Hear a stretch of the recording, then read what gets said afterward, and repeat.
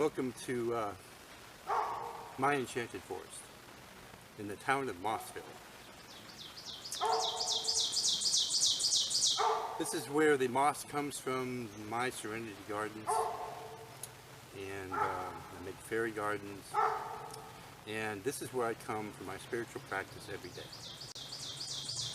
Generally twice a day, early morning and afternoon. This is my dog Lucy. She's my partner, and she really enjoys coming with me, hanging out. There's a lot of moss out here, and I'm just going to show you around a little bit in this wonderful forest here in Valley, North Carolina, where I live. And I'm going to show you what I do.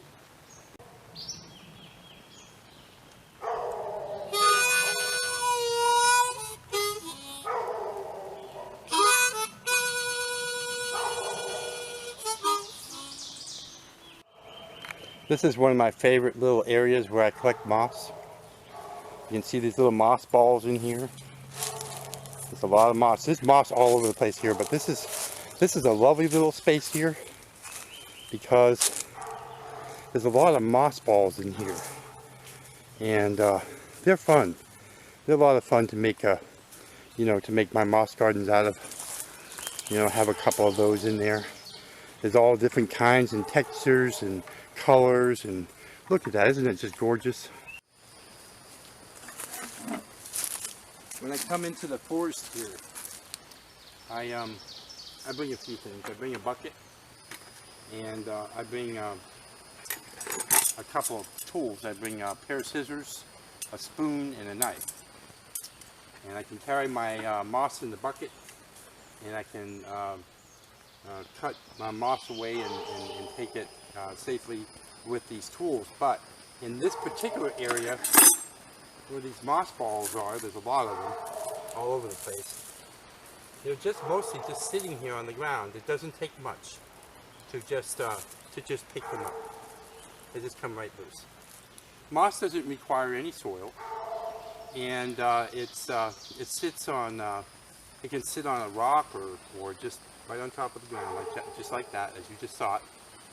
And it's not a vascular plant, which means that ice and freezing rain and all that stuff, that doesn't hurt it. Snow doesn't hurt it.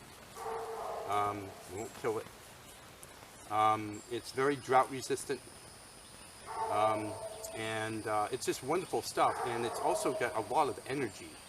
In fact, I come here to do these spiritual practices because of that. It has a strong, powerful energy with me, and it heals me of various issues. And I love it. I'll tell you what.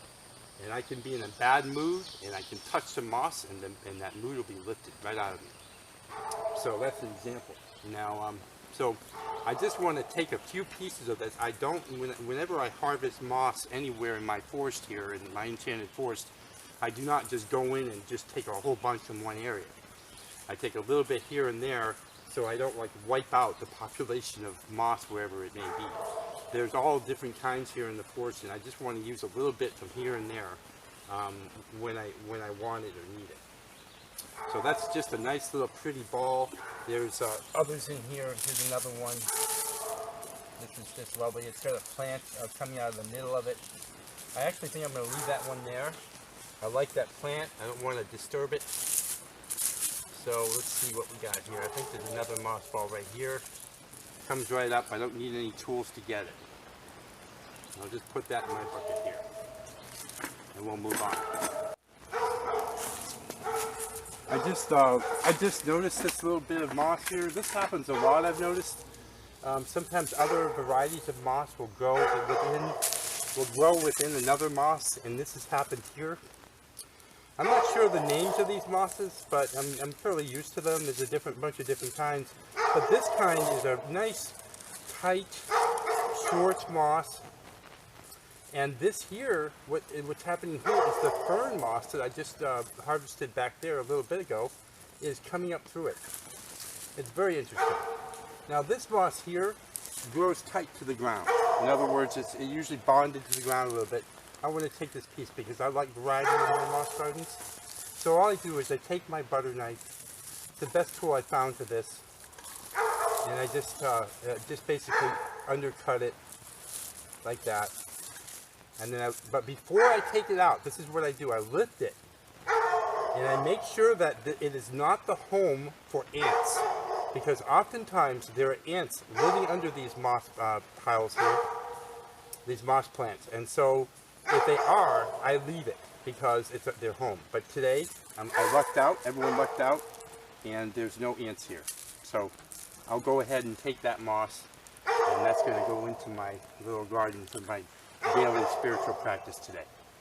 And actually, I really like this piece here as well, and so I think I'm going to go ahead and take that as well. And so I just slip my knife up underneath it, and it is mine now.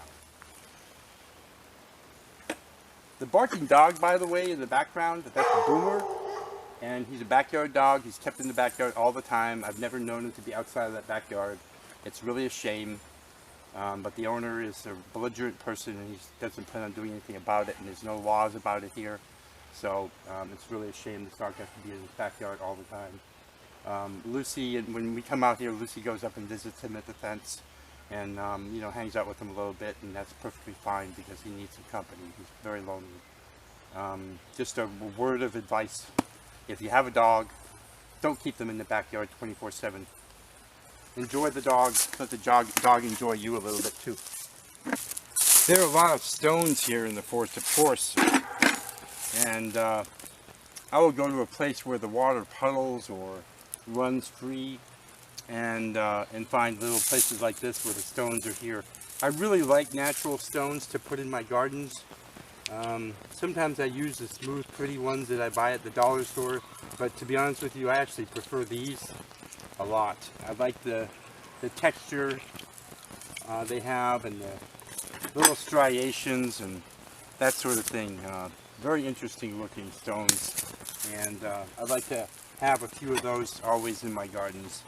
Completely natural, very sweet, and so I try to do that, and every time I go out, I'll try to collect some of those. I've got a nice little ceramic plate here I use for my moss gardens a lot. Keeping in mind that soil is not necessary for moss. From an earlier, maybe a few days ago, I found this stone here that had moss growing on it, and I just couldn't resist. I went ahead and picked it up, and I thought, you know what, I think I'll use that today in this moss garden. So all I do is basically set it in there, and that's a nice place for it. It's a good orientation. It'll be a nice little meditation stone. You know, the type of thing you could, you know, stare at and do some Zen type meditation. That's a lovely thing. This moss, of course, is, when you see moss that's really tight like that, it's a really tight growth of moss.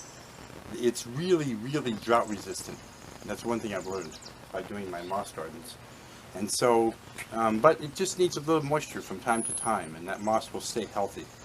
It gets a lot of its nutrients from the air, and that's just lovely. That's a pretty stone.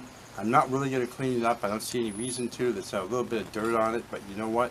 I like the natural earth. That really makes me feel good. I don't like to clean things up and make it look all spotless. Not always. Sometimes I do, and I will, depending on what it is. But for this, what I'm doing today, this is going to be a nice natural little setting is what I'm going to try to achieve here. And I'm just going to start planting the moss. I've cleaned this up for the most part, and I'm just going to start laying it in loosely at first, kind of fitting it around the stone here, and just placing it in there. And it's not any particular order. There we go. There's a little bit of that fern moss. We'll place that in there. And we have another moss ball here. I think what I'm going to do is break this moss ball here. you can see how maybe it's possible actually to do several of these a day. It's really not a problem doing several of these a day, as long as you have the parts. So that gun goes in here. So there's lots of texture going on here. We've got the fern moss. We've got this piece of really low cut, nice moss that is very drought resistant with some fern moss coming up through it. Then we got the same moss here without the ferns coming through it. We got that nice here. We've got parts of two moss balls here. Okay.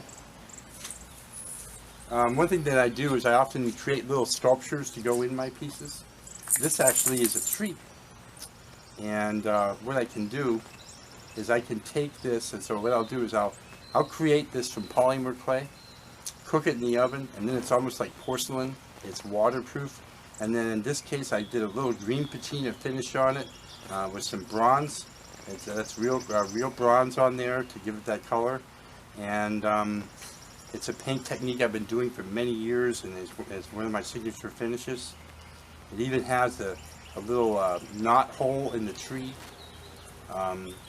roots on the bottom, branches on the top, and this it has a wire that I insert in it to stick into the soil or into the moss to hold it in place. This one's a little long, so I'm going to have to bend it. So I'll bend it with my hand there, get it so it's not too long. Tighten that up a little bit there, and put it down into the moss here. So we've got a tree, but I don't want it there. I want it over here. I think I changed my mind. I'm going to put it here. There we go. So it's in there, and then I can take, I was going to use this fern moss, but I've already used it. I don't want to pull it out. I've got a nice little piece of moss ball here, and that will be the foliage of the tree, I think. We'll try it out anyways, and I'll just put it on that pin and slide it over it. And there we go. And then another thing I often make is these little fairy houses. They're tiny little houses made out of the same polymer clay, and they also have a little pin in there, and maybe this little house could go right here, like that. And then we've got our natural stones. You saw me picking them up. I haven't cleaned them off. I haven't done anything with them. I simply picked up these stones right out of the forest. Some people don't like this sort of thing. I do.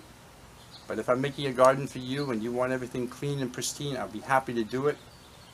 And for me, personally, it's not my cup of tea always. It depends. It depends on what I'm doing. But for this, today, for my demonstration of what I do to get myself feeling good every day, I use these types of stones, and everything's kind of rough and gritty. So we'll put a few stones in here. A lot of times when I do stones in the garden, you notice the moss is a dark green color. I'll use a lighter colored stone for contrast. And I'll just put them in there, and the reason why I do that is so that when you look at the garden, your eye sees the lighter colors and draws, the lighter colors draw your eyes to that portion. So you see every part of the garden as opposed to just one part. And that's about it. This is almost done. I'll do a few more stones, and that's a nice little plate. I will enjoy that, indeed.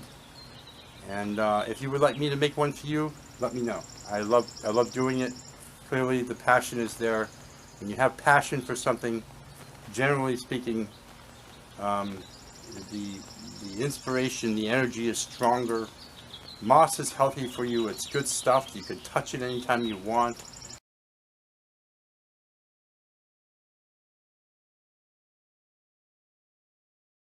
Thank you for joining me on my spiritual journey as I create and enjoy the My Enchanted Forest with my dog, who's over there, by the way. She's been with us the whole time. There she is. Hey, Lucy.